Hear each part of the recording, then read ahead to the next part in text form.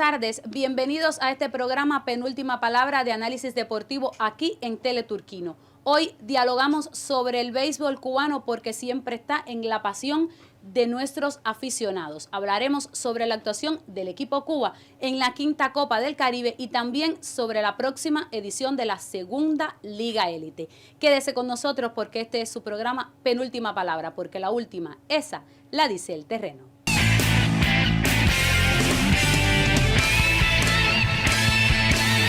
Y ya entramos en materia de análisis deportivo. Vamos a presentar a nuestros comentaristas invitados en el estudio. Buenas tardes, Israel de la Llana. Buenas tardes. Brita, saludos también para nuestros amables televidentes. Efectivamente, una emisión cargada de nuestro principal pasatiempo nacional, el béisbol, que tanto gusta a nuestros televidentes. Buenas tardes, Jorge Luis Guerra Limonta. Siempre es un placer compartir contigo, con Israel y por supuesto con ustedes, amables televidentes que están con nosotros aquí en Penúltima Palabra. Hoy, como ya es habitual, el béisbol centra nuestro debate y este deporte siempre tiene temas. El equipo Cuba a la quinta Copa del Caribe. Nos llevamos el título por primera vez en 5 ediciones. Así es, y sobre todo que se acaba el San Benito con el equipo de Curazao. Exacto. Un equipo que sin esa tradición beisbolera en las últimas 2 versiones ha derrotado al equipo nacional y en las 2 versiones con presencia de atletas de Santiago de Cuba, porque en la edición número 3 estuvo Santiago Torres Baena y en la 4ª edición estuvo Joel Quisquiver Stevens, que no comenzó jugando por lesión, luego terminó jugando y tuvo un tremendo desempeño ofensivo y repitió entonces Santiago Torres. Pero muy bien ha estado Cuba en estos torneos. Ahora, en la etapa final, no sé qué pasa, porque en la ronda clasificatoria, Cuba en esas 2 versiones pudo vencer al equipo de Curazao. Pero una vez ya en la final, pues Curazao derrotaba al equipo cubano y con marcadores estrechos. En esta quinta edición, por fin, un equipo cubano puede vencer a un equipo de Curazao en la final de la Copa del Caribe. Y lo más importante, Jorge, televidentes y Brita, el equipo nacional de la primera categoría logra un título, una medalla de oro que no se obtenía desde el año 2015. Exactamente, en Israel. Ese es un tema que ha estado en el debate, en las calles, porque hemos tenido ascenso, hemos llegado a finales. Sin embargo, los títulos habían sido esquivos y eso nos da un alegrón y nos da una esperanza con vista a los panamericanos que comenzarán próximamente. Jorge, quiero tu opinión sobre este equipo que fue a la quinta Copa del Caribe en Puerto Rico. Lo primero es que estaban obligados a ganar, porque estamos hablando de la base del equipo que fue 4º lugar en el 5º Clásico Mundial, pero fue prácticamente la misma base. Y yo quiero resaltar 2 cosas positivas que tiene este equipo y que ha logrado Armando Johnson con su cuerpo de dirección. Primero, que el equipo ha logrado cambiar la mentalidad de este equipo, que se sentían perdedores desde antes de comenzar la competencia. Y eso se veía en los juegos. Y eso se ha cambiado de alguna manera. Este es un equipo que sabe venir de atrás, es un equipo que tiene un sistema de juego que se ha ido perfeccionando y por eso aprobé desde el primer momento que estuviera la gran base de la primera selección nacional en esta convocatoria, porque esto le permitía a Armando Johnson seguir puliendo a esa figura, a esos jugadores como equipo, hacerlo funcionar, mejorar la dinámica, el teamwork y por supuesto ver si se podía romper la maldición al equipo cubano. Y en segundo lugar, porque Armando Johnson y su cuerpo de dirección han logrado recuperar o sacar, para decirlo correctamente, la mejor versión de 2 peloteros que incursionando en ligas internacionales con muy buenos resultados no habían podido rendir con el uniforme de las 4 letras. Estamos hablando del caso de Yuribel Gracial, que brilló en la liga japonesa con los halcones del Sin embargo, con el Cuba no lo había hecho. Y el zurdo Giovanni Yera, que también tenía cuentas pendientes bien serias con la selección nacional, y creo que de alguna manera u otra Armando Johnson logra paliar esto. Yo agregaría algo más, Brita y Jorge. Creo que la entrada de Orestes Quindelán y Osmani Urrutia en la parte ofensiva ha sido un plus para este equipo. Hay lo que hemos fijarse visto porque, desde el clásico para acá. Exacto, en los entrenamientos al clásico estuvo Quindelán, estuvo Germán Mesa batea. Y el equipo ha demostrado que las enseñanzas de estas 2 glorias han demostrado que tienen resultados. Y la entrada de Osmani Urrutia, como ya decías, ha sido fenomenal. El señor 400. Sabemos que el nivel del béisbol en nuestro país está realmente bajo. y entonces usted seguía por peloteros que juegan 75 partidos y batean 370, 380, que en ningún béisbol del mundo realmente eso pasa, y cuando llegan entonces a la selección nacional se encuentran con otro picheo y no batean. Hay peloteros que no batean. Sin embargo, con la entrada de Kindelan, cuarto lugar en el Clásico, una medalla de plata, un sabor agridulce en los Juegos Centroamericanos. Todo el mundo sabe lo que pasó, que la lluvia, las inclemencias del tiempo pasa factura y ahora se aparecen con la medalla de oro. Pero es que el equipo batea, y es lo que dice Jorge. Gracial bateando con el equipo nacional, por fin, un hombre de tantas condiciones y que en el Clásico no tuvo realmente. Pero también la entrada confianza de Baldoquín, el tunero, sí, cómo no, ha demostrado que esta inclusión de último minuto en nuestra selección nacional está surtiendo efecto. Ha entrado de pie en la selección nacional, está jugando tercera base, estamos hablando que es un torpedero natural, y está jugando la tercera base como si lo hubiera jugado toda la vida, con una naturalidad, con una soltura que realmente llama poderosamente la atención, y ofensivamente también está siendo clave. No es ese bateador de conectar muchos extra bases, pero sí logra entrar bastante en circulación, y de hecho frente al zurdo Arlison Rodríguez, que no se vaya a pensar usted que la Copa del Caribe es un torneo de calidad menor. No, para nada. Está firmado por los Mets de Nueva York. Y fue el bateador que en mejor forma se vio haciendo los ajustes, sacándole bien los bates y empujando la pelota hacia la banda contraria, que este lanzador se estuvo apoyando realmente, trabajándole a los derechos del centro del home hacia afuera, y el que mejor se vio frente a él fue precisamente Baldoquín. Queremos resaltar que Joel Quijiver, nuestro santiaguero, no estuvo en este equipo porque recién llega a su contrato con los algodoneros allá en México, y por supuesto que no iba a poder estar. Sí está en la nómina del equipo Cuba, los Panamericanos. Y es pieza clave, fundamental. Es pieza fundamental, pero hay otro jugador cubano del occidente del país que estuvo con Santiago de Cuba que ha demostrado también la calidad, Dayan García. Dayan García es un pelotero que ha logrado establecerse en nuestras selecciones nacionales, y a mí me llama poderosamente la atención cómo ha podido establecerse, porque siempre había sido un pelotero subvalorado en nuestro béisbol. Mediático. Le ha costado muchísimo a Dayan García establecerse dentro de los equipos Cuba, y desde que ha logrado hacerlo no han podido bajarlo de ahí, y ha logrado mantener una estabilidad. En esta ocasión estuvo como bateador designado, aprovechando las virtudes defensivas de Baldoquín, que no es un mal defensor de la tercera base, Dayan García, pero estamos hablando que Baldoquín está realmente a un nivel superior, es un fuera de serie defendiendo la antesala. Yo incluso tenía mis dudas con Dayan García hace unos años, cuando Heriberto Rosales lo pidió como refuerzo al equipo Santiago. Fue un pelotero de averaje. Y lo vimos, todo el mundo sacó conclusiones. No impulsaba carreras con Santiago. Sin embargo, hubo momentos en los que sí fue clave en esos partidos. Sí, sobre todo en los finales, sí. Pero yo recuerdo que hubo mucha controversia, mucha polémica, porque exacto, Santiago tenía a Adriel Labrada, tenía a Ricardo Ramos. Fue un pelotero, cuando usted lo analiza, que batió muchísimo en cuanto a averaje, pero en gran parte de la temporada, como refuerzo, no le impulsó a Santiago de Cuba lo que realmente se esperaba. En los finales sí le respondió las avispas, pero en gran parte del torneo no. En este momento, entonces, podemos decir que Heriberto Rosales ha sido un visionario en algunas de sus decisiones con el equipo Santiago. Vamos a una pausa, amigos televidentes. Enseguida regresamos.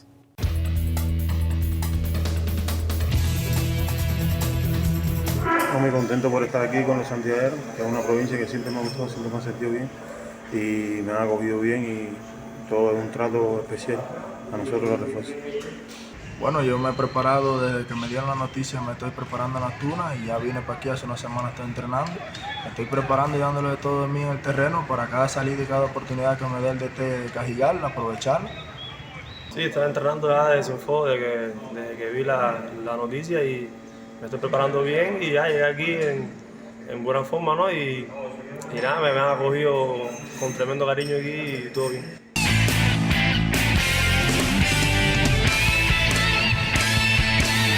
Volvemos de esta pausa y vamos al segundo momento de debate aquí en Penúltima Palabra. Por supuesto, hablando de béisbol, porque recientemente se hizo la selección de los refuerzos de los equipos que van a participar en la segunda edición de la Liga Élite. Y aquí los colegas en el estudio me van a dar su criterio primero sobre la selección de Santiago de Cuba. Jorge, tienes la palabra. Santiago de Cuba reforzó con lo que se necesitaba. En primer lugar, ofensiva, y jugadores que también te pueden aportar muchísimo a la defensa, sobre todo el infield, la entrada de Lázaro Martínez, que es un muro defensivo en tercera base. En el campo corto, Jordan Manduley, extra clase, pelotero consagrado y con gran trayectoria en nuestros equipos nacionales.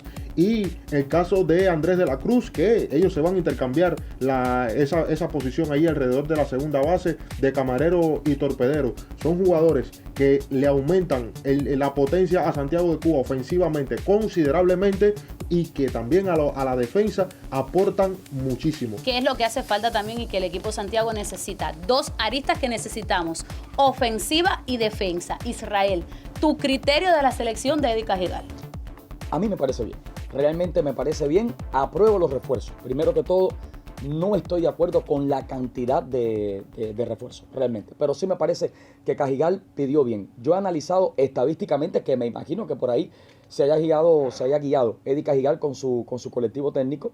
Y estadísticamente hablando, los nombres, cuando usted los analiza, tienen buenos números, tanto los lanzadores como a la ofensiva. De todas maneras, me quedo con el criterio de Jorge. Lo que realmente él necesitaba, tercera, torpedero, el cuadro como tal, él lo refuerza. Y un receptor que no podemos dejar de mencionar a Osvaldo Vázquez. Y sumamente ofensivo y además pelotero de fuerza. Sí. Me parece bien, apruebo los refuerzos. Hay muchas personas que decían que no. Porque los lanzadores de Santiago de Cuba fueron los mejores, estuvieron entre los mejores y Cajigal pidió algunos lanzadores. ¿Por qué? En mi opinión, que atendiendo a lo que hizo Santiago de Cuba, en el picheo él debe respetar mínimo a Alberto Bisset, Dani Betancourt, Osvaldo Acuña y Wilmer Reina. Y está también Yoendris Montero. Sí, me refiero a los abridores. Me refiero, como abridores, esa es la partida de Eddie Cajigal. Porque es que Santiago de Cuba fue del primero en picheo. Exacto. Y clave en este resultado fue la rotación de abridores. Exactamente. Sobre todo en la postemporada. Por supuesto.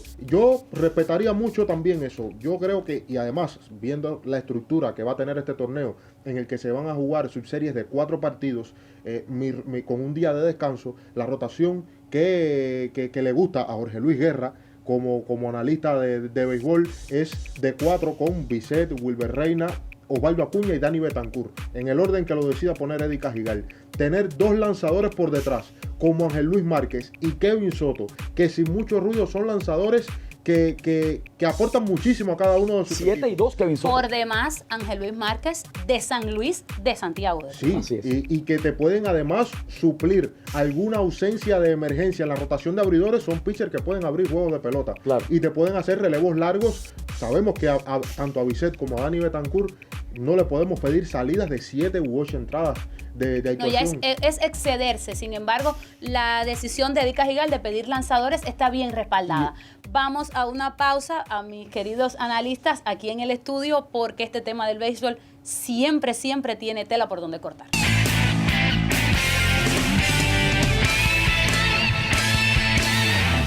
Volvemos aquí en Penúltima Palabra y continuamos con este diálogo sobre el béisbol. Jorge Luis Guerra, los lanzadores de Santiago de Cuba. Te estaba comentando los casos de Ángel Luis Márquez y Kevin Soto, que pueden hacer doble función en este equipo, pero por detrás una pareja como Adrián Sosa y Josiel Serrano como acomodadores en el equipo, y como cerrador entonces Carlos Santana, que sin mucho ruido es uno de los cerradores más efectivos que tiene nuestro béisbol. Y por detrás entonces te queda un colchón de lanzadores que han tenido buenas actuaciones, como son los casos de Yoendris Montero, los casos del zurdo Jaime Pellegrín, que fueron de los líderes en juegos preservados en la Serie Nacional 62. Y esto te da la medida de que el picheo de Santiago de Cuba puede emular en esta liga élite lo que hizo ya en la Serie Nacional. Ahora vamos a hablar sobre los refuerzos de los otros equipos. Vimos que Artemisa, Matanza, La Tuna, incluso Industriales se reforzaron también muy bien. ¿Qué crees, Israel? Sí, me parece sobre todo que los equipos de Las Tunas y Matanzas, equipos que ya usted ve la nómina y sin estos refuerzos son equipos potentes. Ahora, el refuerzo de Matanza realmente me gustó muchísimo. La forma en que pidió Armando Ferrer, que ya tiene experiencia, porque desde que se implementa en la temporada 52 la estructura anterior de 45 partidos, usted quedaba entre los 8 y tenía la posibilidad de pedir refuerzos. Ya Armando Ferrer venía primero con Víctor Mesa y luego al frente del equipo de Matanzas. Tenía cierta experiencia, y Las Tunas también primero con Civil. O sea, me quedo con ellos dos, y en una tercera posición con Artemisa, que considero que también lo hizo de forma correcta. Y para colmo, ya Matanzas lleva varias semanas entrenando e incluso con la mayoría de sus refuerzos, al igual que el equipo de las Tunas. Ese es otro tema que Sí. podemos dejar para el final Sí. de este programa. Bastante polémico el tema de los de entrenamientos. los entrenamientos de todos los equipos, que ha sido muy disparejo Sí, hacia sí. esta segunda edición de la Liga Élite. Jorge, tu opinión sobre los refuerzos de los otros 5 equipos. A mí los dos equipos que mejor se reforzaron desde mi punto de vista son los casos de las Tunas, y el otro caso es el caso de Artemisa, que fue muy inteligente Yulieski González primero sentando una gran base con peloteros de Mayabeque, y entonces Yulieski González fue muy inteligente a la hora de hacer esta selección. Este equipo de Artemisa, sin mucho ruido, se metió entre los mejores de la reciente concluida primera Serie vez. Nacional por primera vez. Es un director novato. Sí. Y lo vimos muy serio, muy centrado, seleccionando lo que necesitaba su equipo. Y por supuesto que debe ser un equipo a tener en consideración. Y se vio una mejoría, Jorge, en este equipo de Artemisa, sobre todo en el picheo, en la etapa clasificatoria de la Serie 62. Yulieski González, que fue un extraclase lanzador, Tiene el récord, 15-0 de 15-0 en la temporada número 47, lanzador además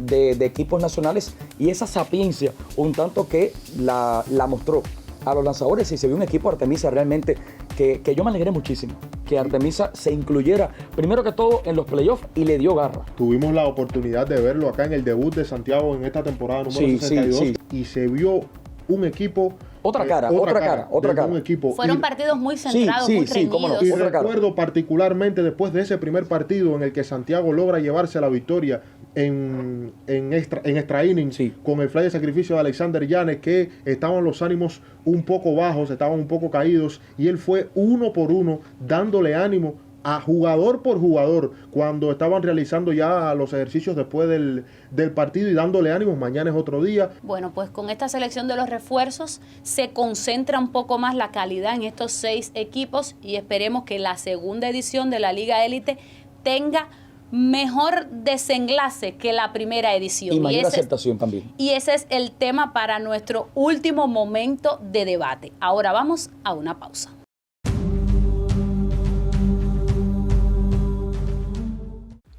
Ramón Echavarría Yate nació en Palma Soriano, Santiago de Cuba, el 24 de agosto de 1938 y murió en su tierra natal el 9 de octubre de 2021.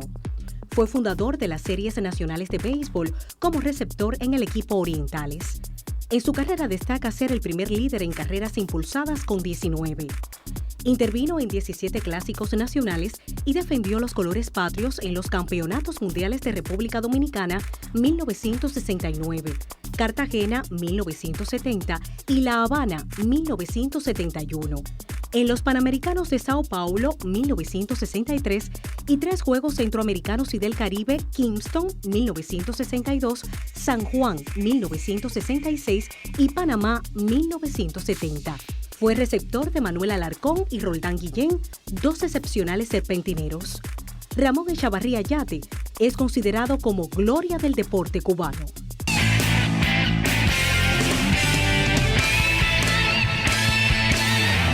La Liga Élite en su segunda edición tiene algunos cambios en su estructura. Primero, ya no son agricultores, cafetaleros y portuarios. Ahora son los equipos con los nombres de la provincia.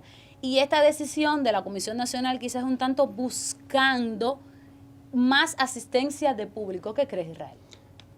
Primero que todo, yo apruebo la serie élite. La primera versión, yo en mi opinión, la catalogo de mala. Realmente, porque desde que comenzó, desde que se dijo una fecha, no fue en la fecha, no estaban listos los uniformes, los nombres no coincidían. Yo tuve la posibilidad de hablarlo con Juan Antonio Rivas Franco, la leyenda estadística de Santiago y de Cuba, y decía que Cafetaleros no tiene nada que ver, ni con Santiago, ni nada de eso. Ni que con los otros dos equipos que representaron ahí. Históricamente era Serranos, Sí. para que la gente lo siguiera, para que estuviera la tradición Guantánamo y Santiago, y se le puso Serranos.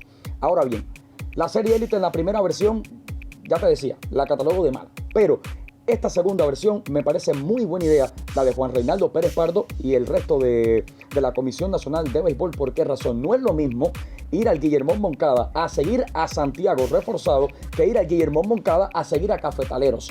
la presencia de público prácticamente era nula, no solamente en el Guillermón, en prácticamente todos los estadios. Hubo que esperar a la final del torneo para que se llenara el Mártires de Barbados con el equipo de Agricultores en esa final frente al equipo de Portuarios. Me parece buena la idea de que sea así, que sean los nombres de la provincia. No sé cómo serán las chamarretas, los uniformes, si serán con el nombre de Santiago, no sé cómo se mantendrán, pero sí me parece una magnífica idea, que sea Santiago reforzado para que asista público al Guillermo Moncada. A mí me gusta mucho más esta estructura. Claro. Tal vez en otro béisbol nosotros no podemos compararnos, no solamente en el béisbol, como deporte, no podemos compararnos con ninguna otra en el mundo. Somos únicos, mientras en el profesionalismo muchos se identifican con las figuras que juegan en cada uno de los equipos.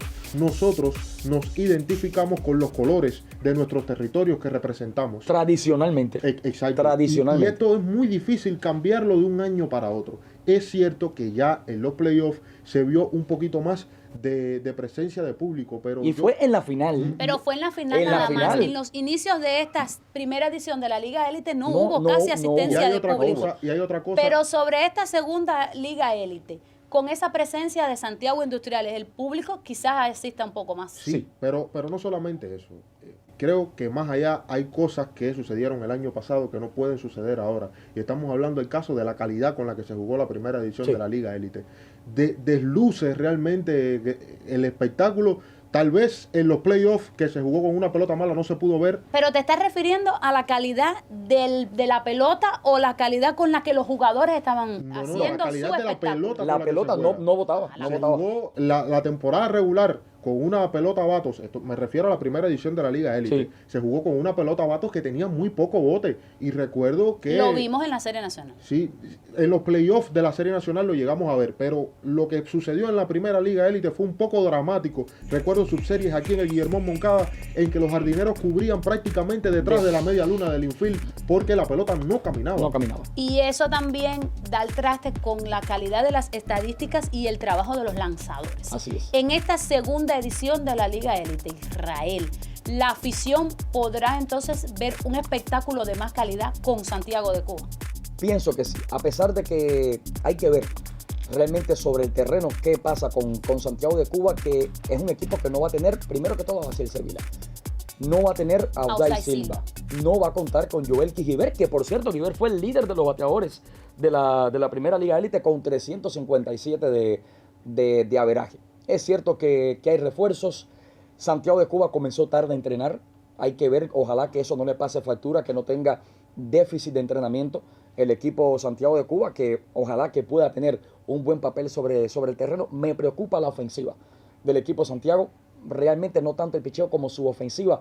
Fue un equipo que en la Serie Nacional le costó realmente hacer carreras, le costó producir a Santiago de Cuba. Ojalá que no sea esto ahora, pero me preocupa su ofensiva de cara a esta Serie Élite, que va a tener lógicamente más nivel que la Serie Nacional.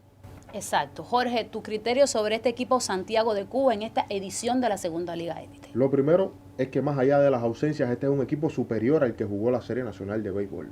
Se ha reforzado muy bien y creo que ofensivamente va a estar superior. Sobre todo esa columna vertebral de peloteros que se le integran a esta nómina, como los casos de Osvaldo Vázquez, Guillermo García, el caso de Jordan Manduley, Andrés de la Cruz. Creo que van a ser esa columna vertebral que lleve el peso grande de impulsar carreras en el equipo. Y por supuesto hay que hablar de que ya a Carlos Monier hay que pedirle empeños mayores. Ya demostró en el playoff que puede aportar muchísimo, que puede ser clave dentro de este equipo. También a Francisco Martínez. Sí, por supuesto. Todos estos nombres van a ser titulares y ojo que puede haber tapados en este equipo porque hay un nombre que prácticamente no se menciona a la hora de hablar de los refuerzos y es el caso de Cienfuegero Félix Rodríguez, que si bien promedió solamente para 268, tuvo una buena dinámica con los extrabases, pegó 7 cuadrangulares con 5 dobles y 5 triples. Y además un pelotero que se puede emplear la velocidad en función de la ofensiva. Que es uno de los temas que Santiago de Cuba debe explotar muchísimo más con esta juventud que tiene y con estos refuerzos. Ahora vamos a proyección de ganadores, de finalistas en esta segunda Liga Élite. Israel, dame tu opinión, tu pronóstico del equipo ganador de esta segunda Liga Élite. Me quedo con el equipo de las Tunas y me anticipo a una final entre las Tunas Matanzas. ¿Tu criterio, Jorge? Yo también coincido en que sea el equipo de las Tunas el campeón. Si Santiago de Cuba logra acoplar a los refuerzos al equipo, creo que se convierten en un serio candidato para ser los grandes contendientes al título. Tal vez sea un poco poner la vara bien alta, pero cuando usted analiza los nombres, la experiencia que tienen estos nombres y los resultados además que tuvieron en la pasada temporada, sumados a la calidad que tienen los jugadores de Santiago de Cuba, creo que pueden ser serios contendientes a ser los aspirantes junto a las Tunas por esta liga. Lógicamente, el terreno dice la última palabra. Uno tiene que lanzarse a la piscina, como también quisiera Jorge Luis Guerra que lo hiciera nuestra dama del colectivo. Y también pues se proyectara y dijera cuáles son sus favoritos. Yo los pongo contra la pared a ellos y ellos entonces me quieren poner a mí pero contra usted la también pared. tiene que expresarse. Yo pienso que sí, que Matanzas y las Tunas son los finalistas de esta segunda Liga Élite que debe comenzar el próximo 7 de noviembre. ¿Ustedes Qué bien, qué bien. aceptan esta, Sí, esta cómo no, opinión? cómo no. Por supuesto, es válida. Bueno, pues con este tema cerramos nuestro programa de hoy. Muchísimas gracias a ustedes por estar aquí. Yo se las cobro, no se preocupen. Eso no se va a quedar así.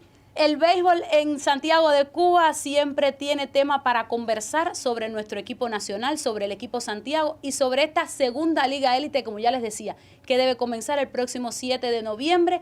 Estaremos luego hablando sobre estos temas aquí en Penúltima Palabra, porque la última, esa la dice el terreno. Buenas tardes.